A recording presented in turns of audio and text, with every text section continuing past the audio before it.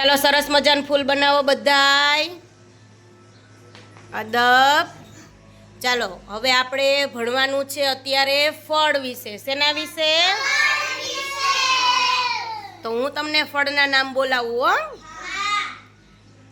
ચાલો બોલો. કેરી, જામફળ,